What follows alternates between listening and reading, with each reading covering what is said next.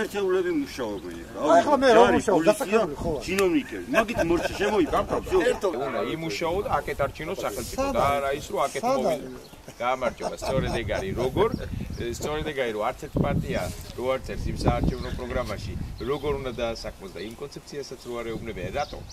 სულ დასაქმებული მოქალაქე არის დამოუკიდებელი. შემოსავალი როდესაც ადამიანს თავისუფალი მოქალაქე არავის არ ჭირდება ამათ. არც არავის დაჭირებია 92 წელს მერე. ვინმე სარჩენი თუ გამხდარა ოდესმე ისრაელი ან იაპონია. იქით ეხმარება. მოგვაროთ მაგალითები. ვინმე სურჩენია, იქით ეხმარება ყველას. დამთავრდა. აქ არის ხელის განძრევა საჭირო, მაგრამ ამას ჭირდება პოლიტიკური ნება. და პოლიტიკური ნებაც რო იყოს, არის ჩვენი ნება საჭირო. მოქალაქეების. ამდენი წლის პარტიებია ეკონომიკური პროგრამა არ აქვს მომზადებული, რომ დებატში დამჯდნენ და ვიდაოთ ეკონომიკურ საკითხებზე. პარლამენტში შეხედნა და ლაყაფობენ. აი ეს დედის გინებაზია გადასული ნახევარი საქართველოს. მთელი პოლიტიკური სპექტრი.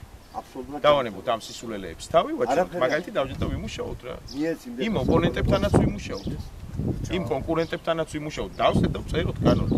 დაუწევთ ყველას ხელი და აი ეს რაღაც ჭუბი და დავის დარაბის ურთიერთობა, აი ეს საშინელება გადავიტანოთ ეხლა თანამშრომლობის პროცესში. აი ეს უშუალო საქმეა. სუბუგდანაშაულზე ჩვენ გვექნება მხოლოდ ფინანსური სანქციები და გვექნება ჯარიმები. და არა გაწირვა ადამიანის.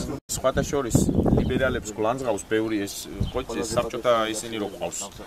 ჩინოვნიკები და პოლიტიკოსები და ერთი რამე ვთქვათ, ლიბერალური დემოკრატია სწორედ ეს არის კანონის უზენაესობის პრინციპზე დამყარებული დემოკრატია. 24 საათი ლიბერალების ლანძღვა. ხო და ისე რომ ერთი რამე ვიცოდეთ, პირველ რიგში რაც არის, ეს არის კანონის უზენაესობა. რაც არასოდეს ყოფილა საქართველოში. არასოდეს ყოფილა იგივე პოსტსაბჭოთა სივრცეში. არასოდეს.